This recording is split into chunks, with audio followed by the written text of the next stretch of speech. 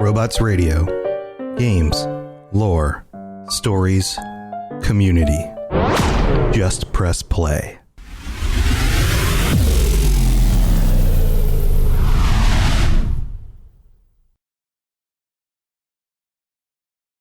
This show is brought to you by our patrons at patreon.com/ElderScrollsLorecast. Robots Radio presents The Elder Scrolls Lorecast. Welcome to the Elder Scrolls Lorecast, a place where the Elder Scrolls community can come together to discuss the boundaries of our knowledge about the universe of the Elder Scrolls.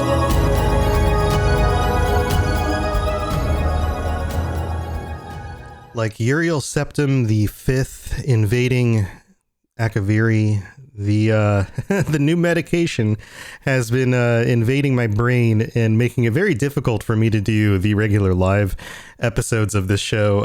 Last week, I was surviving the common cold, and it had me under the weather, and I've been adjusting to some new medication, and was hoping to do our patron chat episode this week, and Lotus of Doom also had a family obligation, so we decided to scrap the live episode this week, and I am now the day after feeling a little bit better and decided to get you guys a weird and wacky episode on my own again this week in order to make sure that you have an episode to listen to.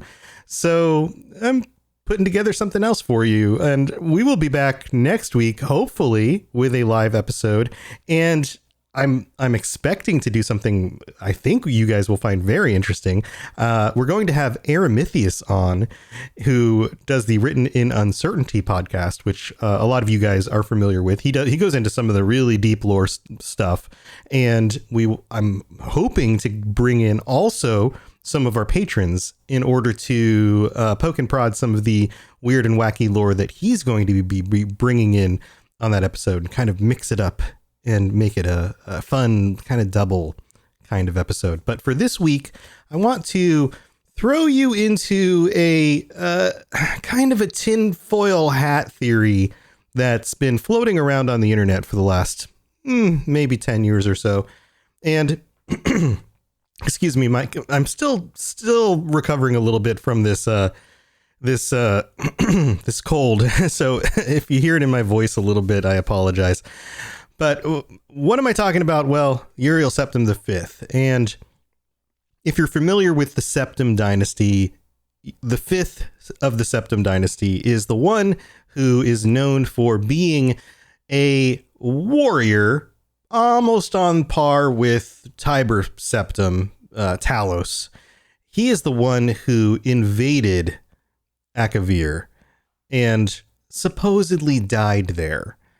And there are some theories out there that he, in fact, is not dead, or that there might be a little bit more going on with this story.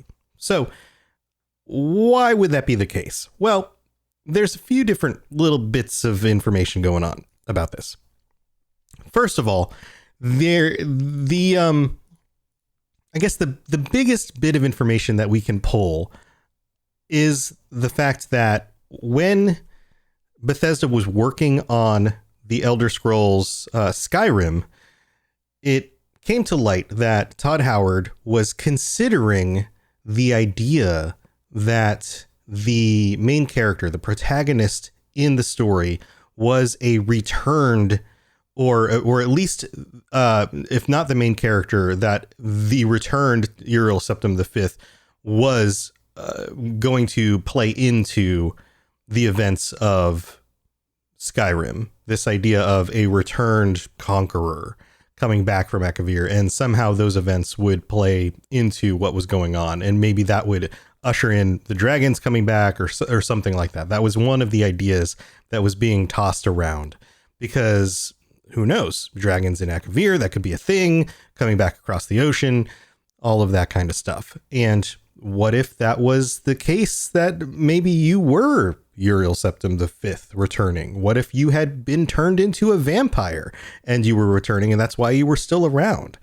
The idea that the Sayesi were a vampiric people What if you didn't die when you were across the ocean, but were turned into a vampire and were successful and had lorded over that entire continent for however many hundreds of years, and were now coming back as a successful conqueror to Skyrim with forces in order to reconquer, or come back as a successful ruler to a continent that has basically forgotten you and thought you were dead.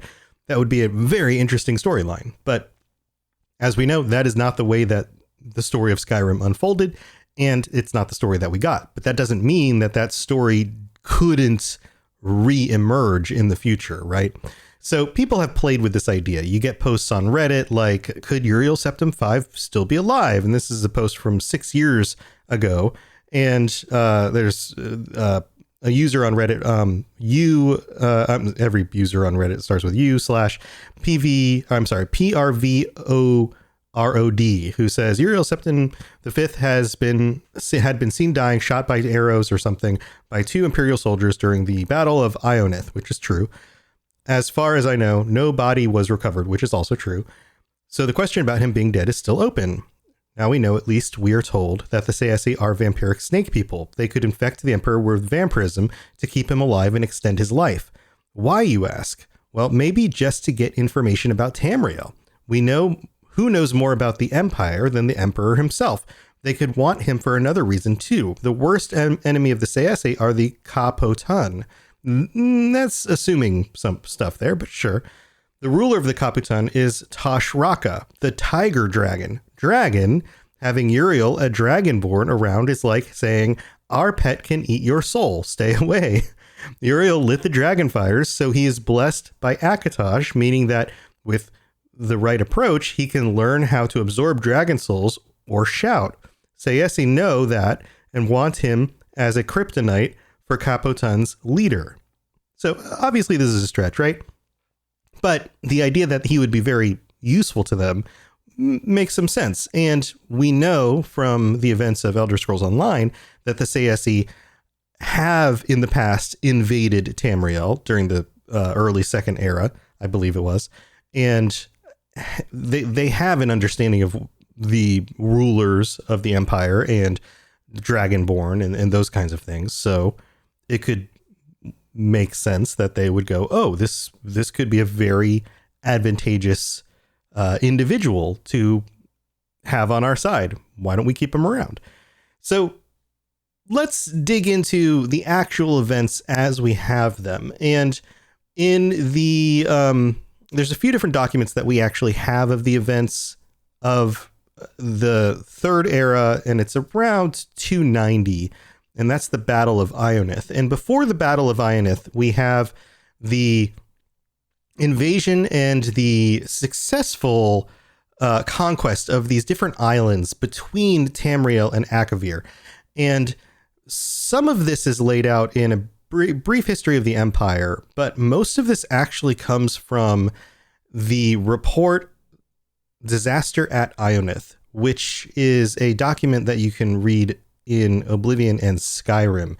And I wanted to actually take the time in this episode to read through all of this and get through all the detail here. And in doing this, I always want to make sure that you guys listen to this with the perspective of these things are always written, as always, with a specific purpose in mind. These things are written with a purpose, from a perspective, with an agenda. And maybe that agenda is to convey the truth. Maybe the agenda is to sway somebody's opinion. Maybe the agenda is to convey something that didn't actually happen, right? So we always have to keep that in mind. So let's just, the document is fairly long, but it's not super long. So let's just go through it and see what it says. So part 1, preparations. The Emperor's plans for the invasion of Akivir were laid in the 2070s, when he began the conquest of the small island kingdoms that lie between Tamriel and Akivir. With the fall of the Black Harbor in, and of course I'm going to get some of these names wrong, Asraniet in 2082, Uriel V was already looking ahead to the ultimate prize. He immediately ordered extensive renovations to the port, which would serve as the marshalling point for the invasion force and as the main supply source throughout the campaign. At this time, he also began the construction of the many large ocean-going transports that would be needed for the final crossing to Akivir, in which the Navy was previously deficient. Thus, it can be seen that the Emperor's preparations for the invasion were laid well in advance before even the conquest of Esraniet was complete and was not a sudden whim, as some have charged. So, off the bat, the idea that he was laying plans to get to Akivir is very clear. He wasn't just picking off these islands willy-nilly, right? There's a reason for this. You have to lay supply lines. He needed the individual islands in order to have a supply chain to the other continent. You need that. That has to work. So he'd set that up from the beginning. When Prince Bashaman yielded Esraniet to imperial authority in 284, the emperor's full attention could be devoted to planning for the Akiviri campaign. Naval expeditions were dispatched in 285 and 286 to scout the sea lanes and coastlands of Akivir, and various imperial intelligence agents, both magical and mundane, were employed to gather information. On the basis of all this information, the kingdom of the Saesi in the southwest of Akivir was selected as the initial target for the invasion. Meanwhile, the emperor was gathering his expeditionary force. A new Far East fleet was created for the campaign, which for a time dwarfed the rest of the navy. It is said to be the most powerful fleet ever assembled in the history of Tamriel. So they had a gigantic fleet created for this. So this wasn't a small undertaking. This was a very serious thing. The 5th, 7th, 10th, and 14th legions were selected for the initial landing, and the 9th and 17th to follow as reinforcements once the beachhead was secured. While this may seem to the layman as relatively small fraction of the army's total manpower, it must be remembered that this expeditionary force would have to be maintained at the end of a long and tenuous supply line. In addition, the emperor and the army command believed that the invasion would not be strongly opposed, at least at first. Perhaps most crucially, the Navy had only enough heavy transport capacity to move 4 legions at a time. It would be noted here that the commission does not find fault with the emperor's preparations for the invasion based on the information available prior to invasion, which, while obviously deficient in hindsight, great effort had been made to accumulate. The commission believes that the emperor did not act recklessly or imprudently. Some have argued that the expeditionary force was too small. The commission believes that, on the contrary, even if shipping could have been found to transport and supply more legions, an impossibility without crippling the trade of the entire empire, this would have merely added to the scale of the disaster. It would not have averted it. Neither could the rest of the empire be denuded of legions. The memory of the Cameron usurper was still fresh, and the emperor believed, and this commission agrees, that the security of the empire precluded a larger concentration of military force outside of Tamriel. If anything, the commission believes that the expeditionary force was too large. Despite the creation of 2 new legions during his reign and the recreation of a 5th,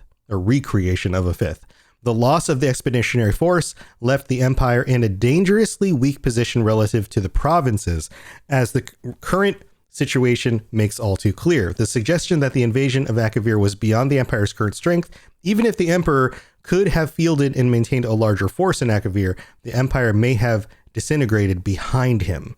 So notice that this is done in the framework of a commission that is criticizing in the terms of not necessarily how we use the phrase criticizing today, with the assumption that you are laying blame, but criticizing as in like critiquing what is happening and trying to determine what happened and why it went wrong, right? This is a post-mortem on the events. So part 2, the invasion of Akivir. The expeditionary force left Black Harbor on the 23rd Reign's hand 288, and with fair weather landed in Akivir after 6 weeks at sea. The landing site was a small Sayesi port at the mouth of a large river, chosen for its proximity to Tamriel, as well as its location in a fertile river valley, giving easy access to the interior as well as good foraging for the army. All went well at first. The Sayesi had abandoned the town when the expeditionary force approached, so they took possession of it and renamed it Septimia, the first colony and the new imperial province of Akivir. While the engineers fortified the town and expanded the port facilities to serve the Far East fleet, the emperor marched inland with 2 legions. The surrounding land was reported to be rich, well-watered fields, and meeting no resistance, the army took the next city upriver, also abandoned. This was refounded as Ionith, and the emperor established his headquarters there, being much larger than Septimia, and better located to dominate the surrounding countryside. The expeditionary force had yet to meet any real resistance, although the legions were constantly shadowed by mounted enemy patrols, which prevented any but large scouting parties from leaving the main body of the army. One thing the emperor sorely lacked was cavalry, due to the limited space of the transport fleet, although for the time being the battle mages made up for this with magical reconnaissance.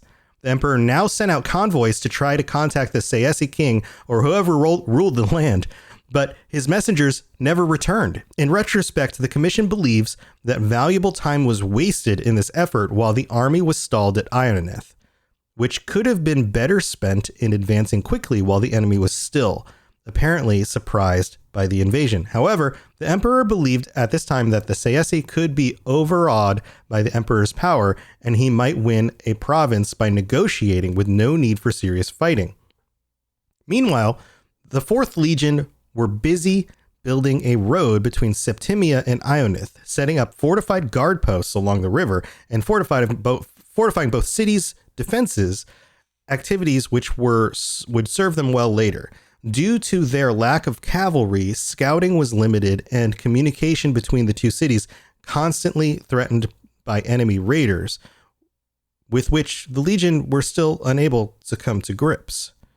The original plan had been to bring the 2 reinforcing legions across as soon as the initial landing had secured a port, but the fateful decision was now taken to delay their arrival and instead began using the fleet to transport colonists. The emperor and the council agreed that, due to the complete abandonment of the conquered area by its native population, colonists were needed to work the field so that the expeditionary force would not have to rely entirely on the fleet for supplies. In addition, unrest had broken out in Neslia, another name, athwart the supply route to Akivir, and the council believed the 9th and 17th legions would be better used in repacifying those territories and securing the expeditionary supply lines. So they're having some issues with the actual supply line pathways and supplying everybody with things. So they're trying to maintain everything along the way and also manage the fields in these new areas in order to give the legions the food that they need in order to feed them. The civilian colonists and their supplies began arriving in Septimia in mid-Hearthfire, and they took over the preparation of the fields, which had been started by the legionnaires for a spring crop. A number of cavalry mounts were also brought over at this time, and the raids on the 2 imperial colonies subsequently fell off. Sayesi emissaries also finally arrived in Ionith, purportedly to begin peace negotiations, and the expeditionary force settled in for what was expected to be a quiet winter. At this time, the council urged the emperor to return to Tamriel with the fleet to deal with many pressing matters of the empire while the army was in winter quarters. But the emperor decided that it would be best to remain in Akivir. This turned out to be fortunate because a large portion of the fleet, including the emperor's flagship, was destroyed by an early winter storm during the homeward voyage. The winter storm season of 288-289 was unusually prolonged and exceptionally severe, and prevented the fleet from returning to Akivir as planned with additional supplies. This was reported to the emperor via battle mage, and it was agreed that the expeditionary force could survive on what supplies it had on hand until the spring. So this is a turn of events for the worse. So let's summarize what's going on. They've landed on the continent. They've taken basically 2 cities without any conflict. They've basically been abandoned. The CSA have pulled back and they've gone, holy crap, who are all these armies coming in? We're just going to let them take the land. And they've done nothing about it. Basically, the only thing that the Empire has fought to this point are their own difficulties in managing their own supply lines and the territories that they've already taken. They've brought over their own settlers, basically, to manage the land in order to maintain food for their soldiers. And it has now gone into winter. And historically, armies don't fight during the winter because it's very difficult to fight and travel and maintain supplies during the winter. So everybody hunkers down during the winter and they wait till spring, and then they continue their expeditionary movements during the spring and summer and fall. But during this winter, it was actually very, very harsh. So they lose a lot of their ships, and the emperor ends up more or less stranded over on a completely different continent. At the same time, there's a lot of other things going on in Tamriel, which we know is traditionally a very difficult continent full of lots of different races and lots of different peoples and lots of different subgroups that are all still vying for independence from the Empire. So there's a lot going on here. So conquering an entire other continent full of lots of different groups of people is not an easy task. And now it's become even more daunting because the weather has turned against them. So that's where we're at. So why don't we take a break, and we're going to find out what happens now that things are kind of becoming more difficult before they've even had to fight an enemy. We'll be right back. The skies are marked with numberless sparks, each a fire, and every one a sign. Have you ever wondered how deep the Elder Scrolls lore rabbit hole goes? Have you got a grasp of the basics and want to find out more about the universe? Written in Uncertainty is here to help you. We'll be mixing in philosophy, theology, and whatever other theory is useful with Elder Scrolls texts to untangle some of the biggest questions in the series, like what are dragon breaks, how does Chim work, where did the Dwemer go, and more. Check us out at writteninuncertainty.com or find Written in Uncertainty on any podcatcher. Thanks for listening, and catch you later in the Grey Maybe of Tamriel. All right, so here we are. We're in the middle of the show. Thank you, everybody, for hanging on during these odd, but not too odd, weird and wacky episodes where it's just me and you again. Who knew? Who knew it would be just the 2 of us or 3 of us or however many of us there are in the room? I don't know. Maybe you're working with your coworkers. But this is the part of the show where I get to thank our patrons, all 47 of you guys. Thank you for being here with us. Really do appreciate the support. It's because of you guys that I'm able to do this full time. And especially those of you who sign up as tier 5 or tier 6 patrons who get a call out every month, including Noodle Al Dente and Daniel O.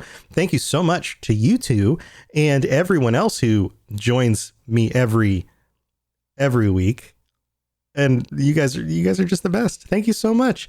If we've done anything with this show to help you through your workday, through your workouts, through your commutes, please consider going to patreon.com/Elder Scrolls Lorecast and chipping in a few bucks and seeing what you can get, like ad-free episodes or the extended versions of the episodes where me and Lotus and the people during the live streams are kind of chatting either before or after the show, sometimes about the concepts that we're talking about on the show, sometimes about weird stuff, and we're just being silly.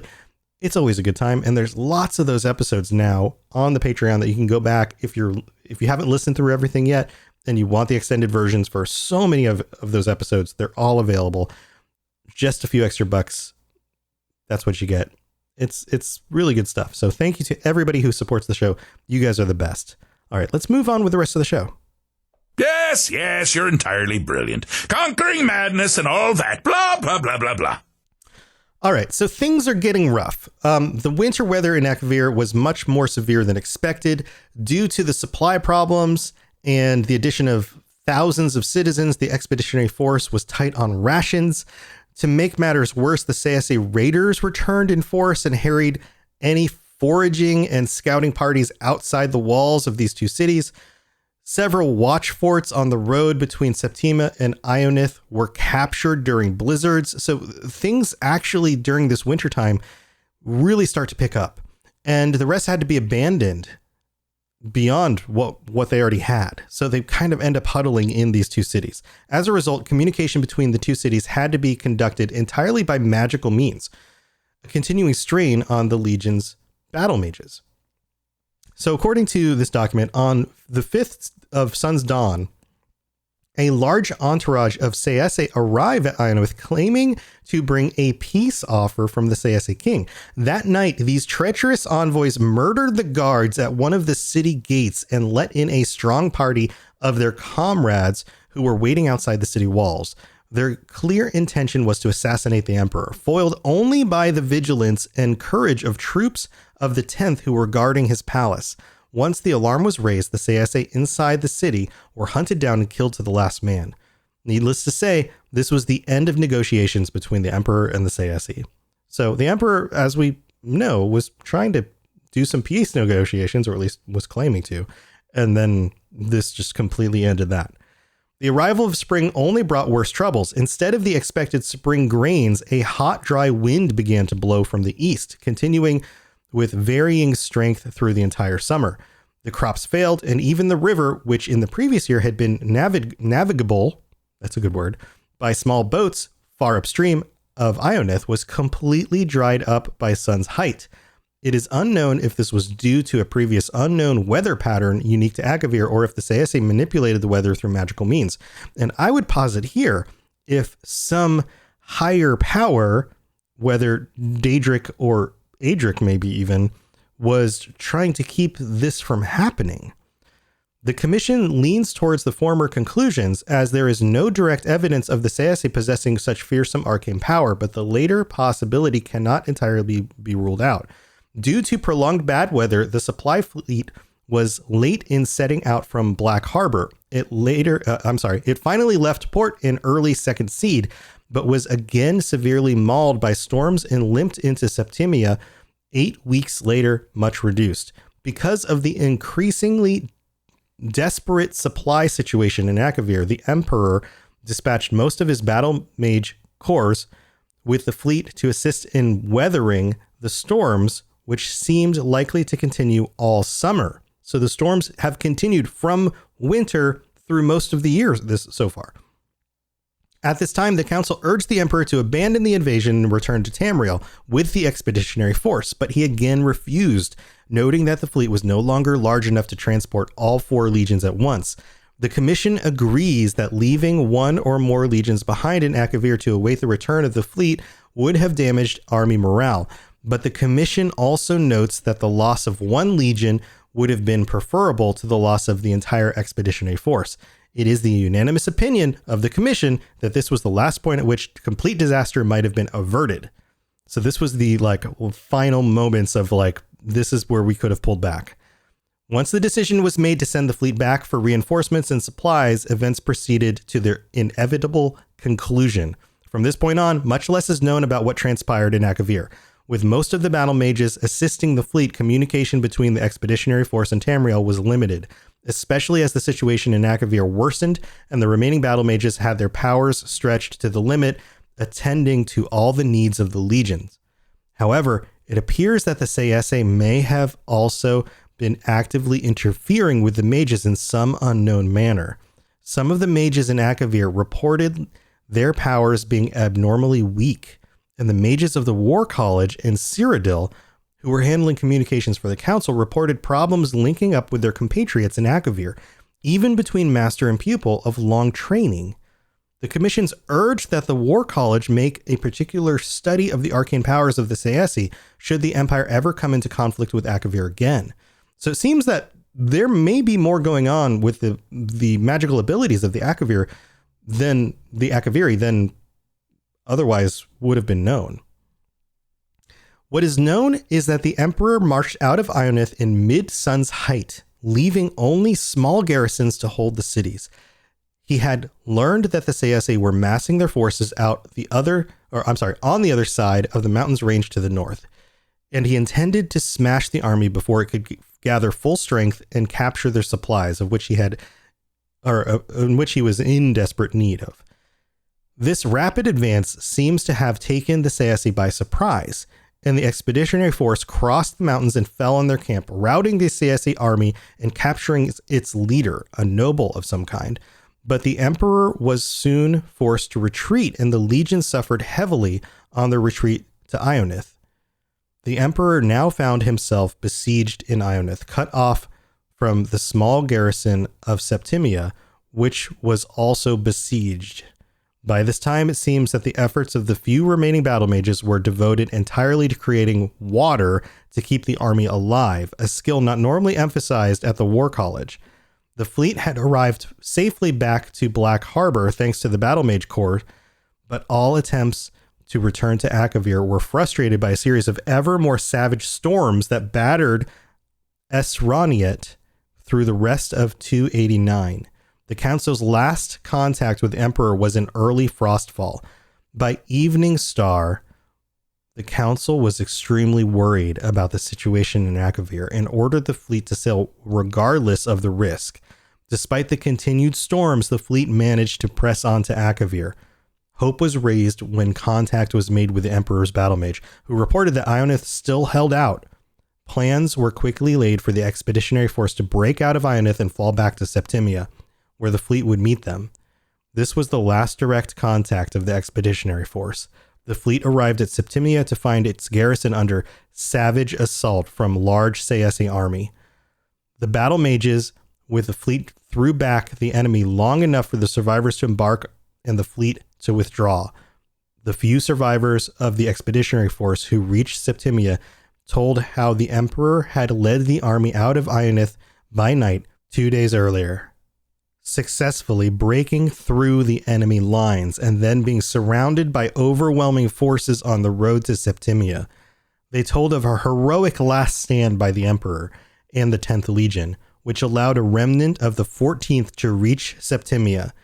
2 survivors of the 10th arrived in Septimia that night, having slipped through the enemy lines during their undisciplined victory celebration.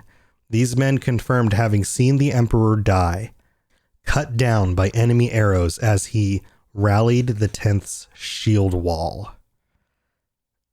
And that's it. And the rest of this document goes on about reasons why this wasn't a good idea and things they could have done differently. But that's the last we know about Uriel Septim V. That he was cut down by arrows. And the last we hear is from 2 people who supposedly snuck through the enemy lines while they were celebrating. Or were they released by the enemies with words that were false? Is he captured? Did he survive? There could be many other versions of this story.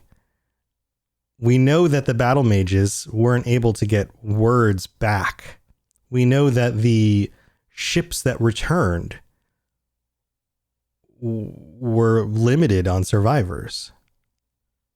The events that happened in those last few days were clouded by the chaos of the conflict. Any number of things could have happened differently. This is one of those things where the events of history are told by the survivors, but the way the events of history are remembered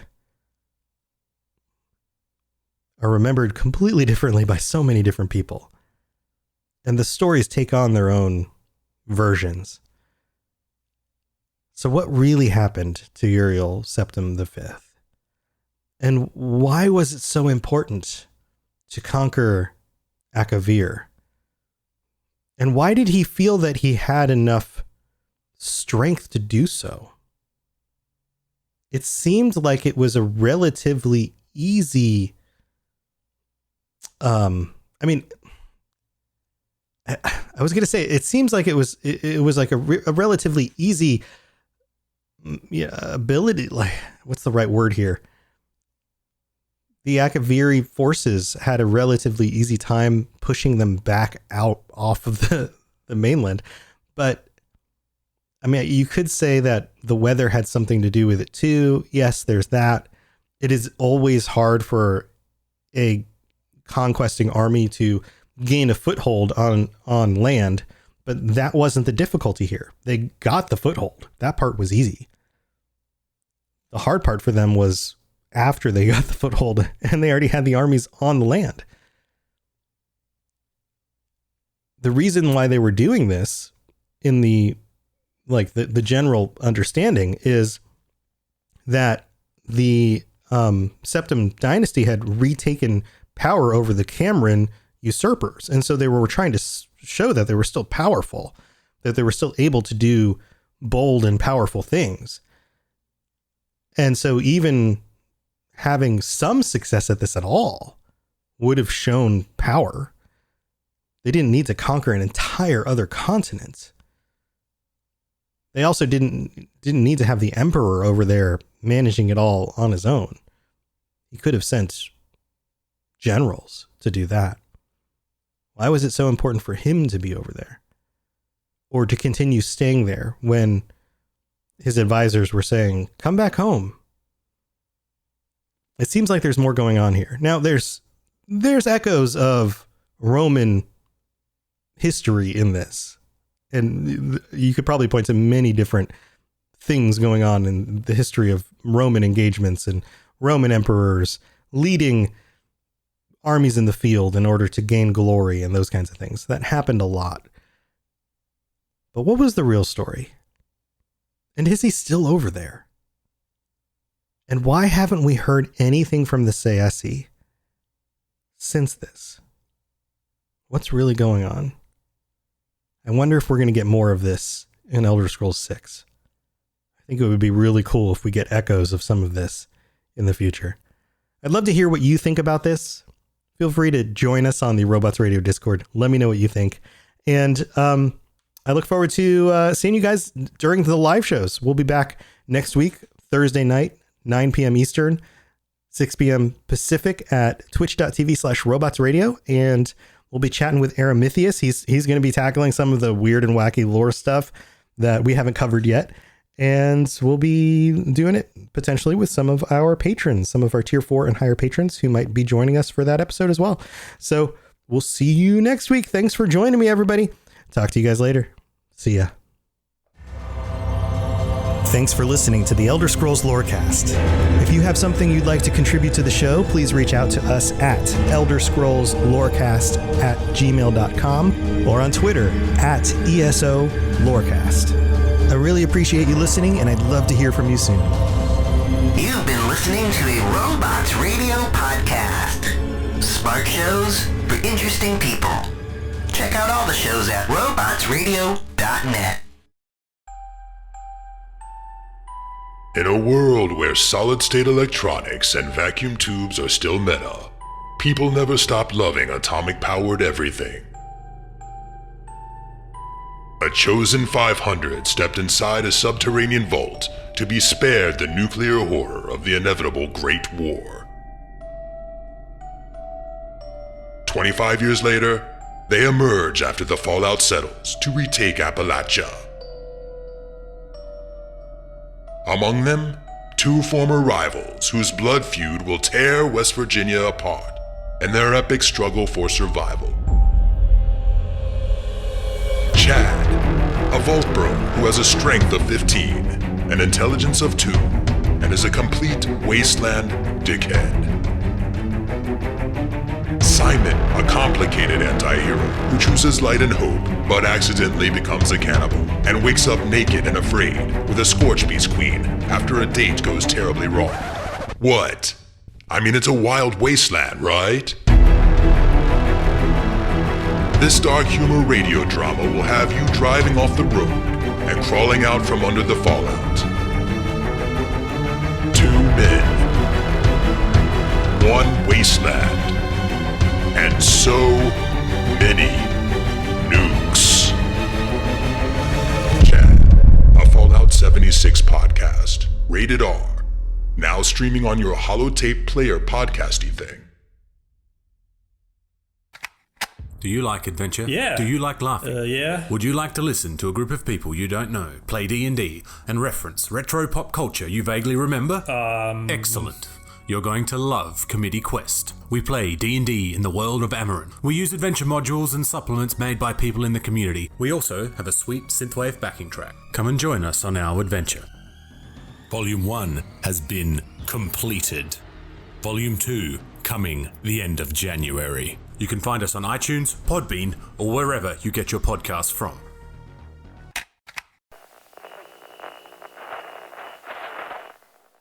Hey, all you wannabe raiders out there, it's your bestest girl Rose coming at you from top of the world.